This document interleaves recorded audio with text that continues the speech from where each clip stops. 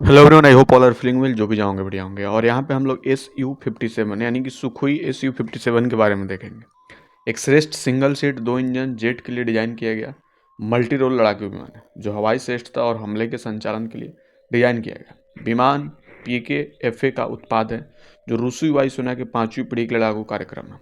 विमान के लिए सुखोई का आंतरिक नाम ही T-50 है।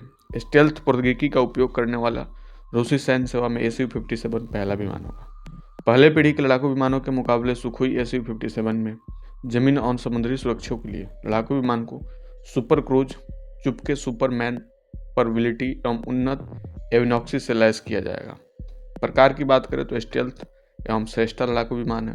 उत्पत्ति का देश रूस है। उत्पादक सुखोई। प्रथम उड़ान 29 जनवरी 2010 को भरा और इसकी परिचय में आया 2019 में। स्थिति जो है अंतिम उड़ान परीक्षण पूर्व उत्पादन। इस लड़ाकू विमान रूस वायुसेना में MiG-29 और सुखोई SU-27 के बाद सबसे अच्छा विमान होने वाला है। सुखोई SU-57 भारतीय वायुसेना के लिए सुखोई और हिंदुस्तान एरोनॉटिक्स लिमिटेड द्वारा स्वसंचालित 5वीं पीढ़ी के लड़ाकू विमान ने भी मदद करेगा। प्रोटोटाइप ने पहली बार 29 जनवरी 2010 को उड़ान भरी और 2018 में रूसी वायुसेना के लिए उत्पादन का विमान शुरू होने वाला है। प्रोटोटाइप और प्रारंभिक उत्पादन बैच का उत्पादन शुरू हुआ और प्रोटोटाइप और प्रारंभिक उत्पादन बैच का शुरू हो गया। विमान से 35 साल तक सेवा होने की संभावना है। मार्च 9, 2014 में 992 राज्य उड़ान परीक्षण केंद्र ने पहला T-50 प्रोटोटाइप परीक्षण के लिए मिला। रूसी वायुसेना के commander in chief lieutenant general Victor वांड्रेर ने कहा कि प्रारंभिक T-50 लड़ाकू विमान का उत्पादन 2016 में शुरू होने की संभावना है। लड़ाकू विमान ने मई 2014 में बाहरी हथियार परीक्षण शुरू किए।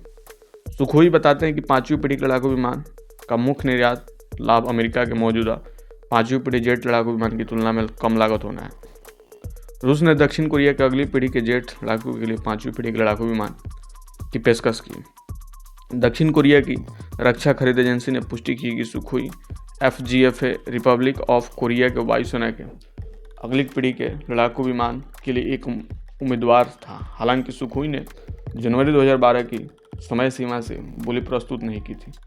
रूस ने centre for analysis of world arms trade का अनुमान है कि 2025 में FGFA निर्यात के लिए उपलब्ध होगा। हालांकि इसमें भारत के लिए सुखोई HAL FGF प्राथमिक निर्यात संस्करण शामिल भी हो सकता है। 2013 में रूस ने ब्राजील के लिए अगली पीढ़ी के लड़ाकू विमान को T-50 के आधार पर विकसित करने में मदद करने के लिए अनचाहे कॉल किया था। 10 जून 2014 को 5वां उड़ान प्रोटोटाइप विमान T-55 लैंडिंग के बाद इंजन की आग से गंभीर रूप से क्षतिग्रस्त हो गया। पायलट बिना क्षतिग्रस्त हुए विमान से बाहर निकलने से कामयाब रहा। सुखोई ने कहा कि विमान की मरम्मत की जाएगी और यह आग T-50 परीक्षण कार्यक्रम के समय को निर्देशित प्रभावित नहीं करेगा। बाकी सुखोई SU-57 के बारे में आपकी क्या राय है, आप कमेंट करके बताएंगे।